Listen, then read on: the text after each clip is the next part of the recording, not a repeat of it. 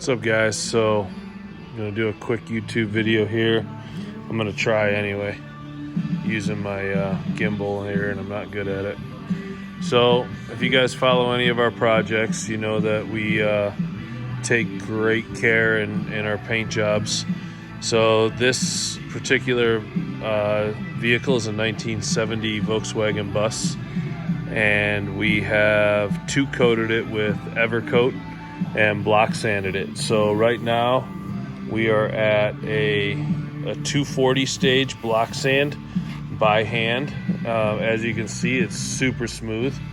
And the purpose of what I'm doing today is I want to show you guys how important it is to continue to block sand even when you think you're done. So one of the things that I want to show you is a product that we use.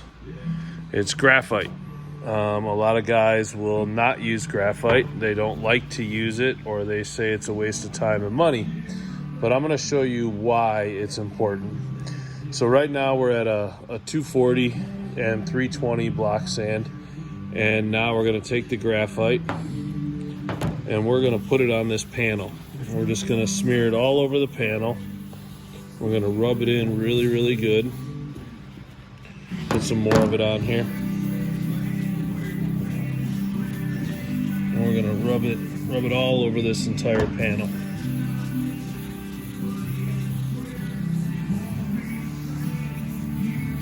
And as you guys can see, it begins to highlight and fall into all of the bad spots of the panel. So we'll try to zoom in on some of what I'm seeing right now. But what I'm seeing is we have a lot of scratches. We have a lot of scratches throughout the panel. And these scratches are caused by, obviously, sanding. So what the graphite does is it highlights our highs and lows. So what we're going to do now is we're going to come through with a 320. I'm going to make sure I got 320. I'm going to demonstrate this in just a little corner with a small block. Normally I use a big block, but for doing it with one hand, I'm going to demonstrate with a small block. So we're using DuraBlock. We also use Hook It.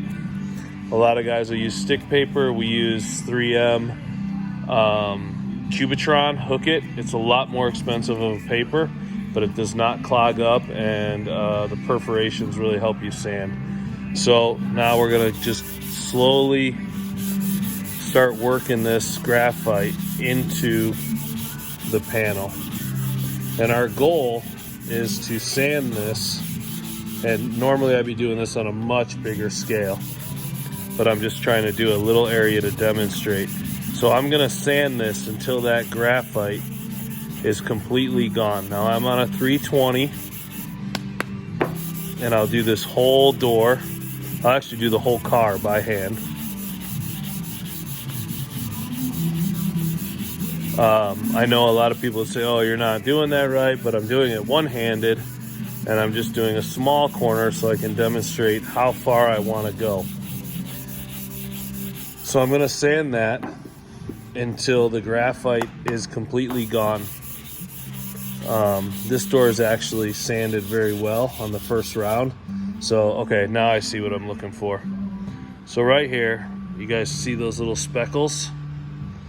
So this side, the graphite went away really quick. Now on this side, we're gonna cross hatch. And we're gonna find this low spot. It's really hard to block sand one-handed. And I'll end up redoing a lot of this. All right, so it's really hard to see in this lighting, but see those dots right there? Those dots are where the graphite has gone into the primer that is lower than the other primer. So our goal in this area is to hit this area and feather that area in and out until those dots no longer exist.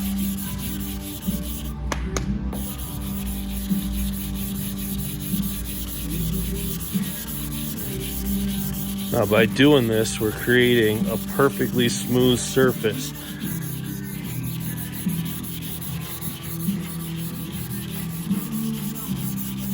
If you don't have patience, don't be the block sanding guy.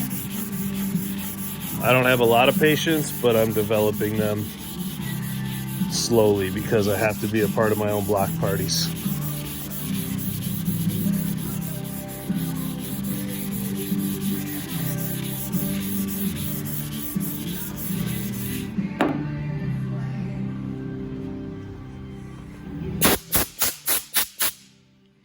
So as you guys can see, there's no more graphite. I think I got some camera, so there's no more graphite, and there's no more dots. Now, if I was to re-graphite this, we would not see sanding scratches. We would not see any more dots. So that is ready for paint right there. So our next step on this door is obviously block sand the whole entire thing. And what we have here is whenever you see metal shining as you're block sanding, that's where the body panel is high. So we want to stay away from that area and we want to feather out, and then we'll examine it. So I had the same thing over here on this door. The old VW doors are really hollow. So I've graphited this door 3 times. I had a small low spot that was right here.